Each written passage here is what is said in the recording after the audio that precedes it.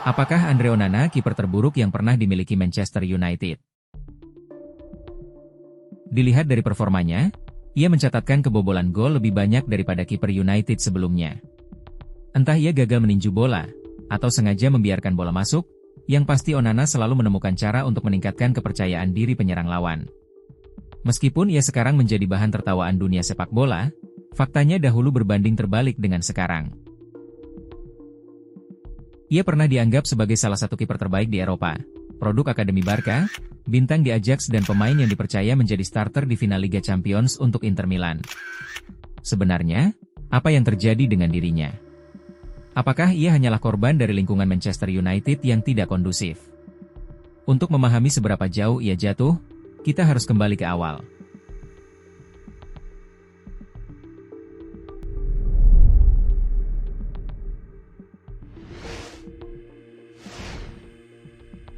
Pada bulan Juli 2023, United datang menghubungi Inter dan mereka membayar 43,8 juta pounds untuk merekrutnya sebagai kiper utama mereka.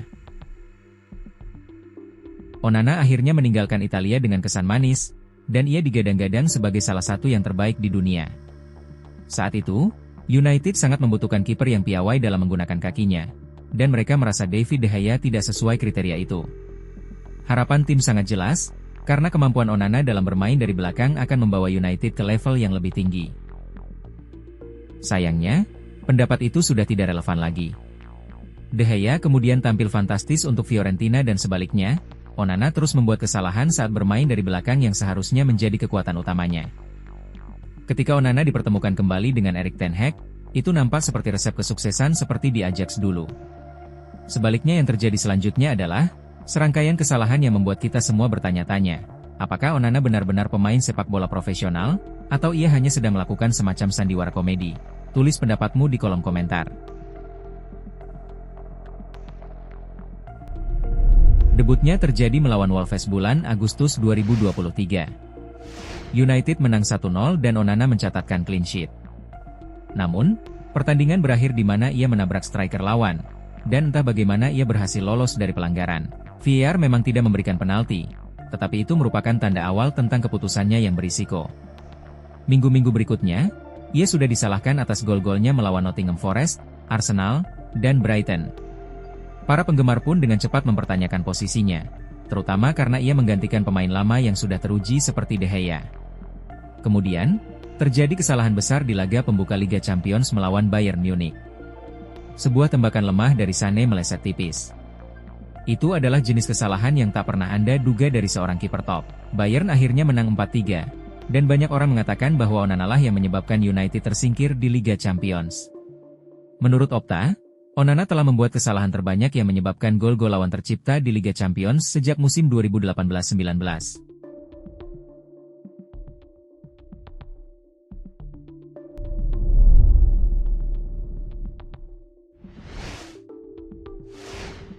Dan yang terburuk, kesalahan-kesalahan itu tidak hanya terjadi di Eropa. Kesalahan-kesalahan itu juga terjadi di Liga Primer. Di akhir tahun 2023, United mencatatkan salah satu rekor pertahanan terburuk mereka dalam beberapa tahun terakhir. Dan semua orang terus menyalahkan Onana. Gaya bermain Onana dalam menghentikan tembakan bergantung pada waktu yang tepat, dan atletis tingkat atas. Namun sejak bergabung dengan United, ia kerap tampil kurang konsisten dalam segala aspek. Menyesuaikan diri dengan sepak bola Inggris tidaklah mudah, dan itu terlihat jelas. Onana punya kebiasaan buruk, yakni mendorong tembakan kembali ke area berbahaya jauh lebih sering daripada musim-musim sebelumnya. Bahkan ketika semuanya berjalan baik, jelas bahwa penyelamatan seperti ini tidak akan bertahan selamanya dan tidak berkelanjutan. Contoh bagusnya dapat ditemukan dalam kemenangan tandang 3-0 United melawan Everton. Saat Everton menyerang ke gawang, Onana dengan lugas menutup sudut untuk melepaskan tembakan ke tiang dekat, dan menepis upaya awal pemain Everton. Namun, penyelamatan ini membuat bola berputar ke arah pemain Everton lainnya, yang memiliki kesempatan tambahan untuk mencetak gol. Everton hampir mencetak gol dari titik ini, tetapi Kobe Mainu berhasil kembali dan menepisnya tepat di garis gawang. Kita melihat masalah yang sama dalam kemenangan 1-0 United atas Luton.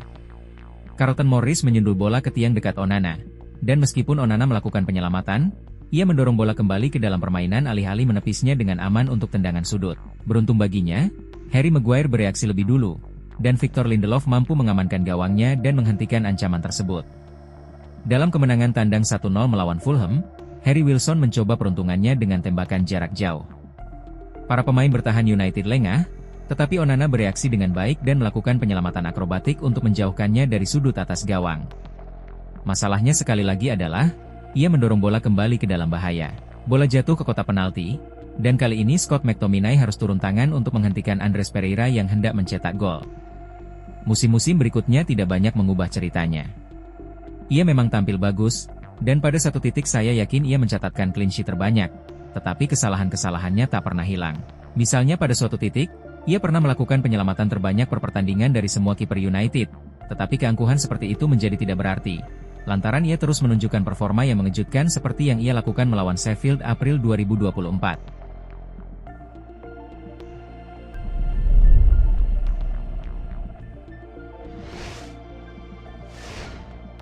Ketika Onana pertama kali tiba di United, ia dipuji sebagai salah satu yang terbaik di dunia dalam hal bermain dari belakang, dan itu seharusnya menjadi kekuatan terbesarnya.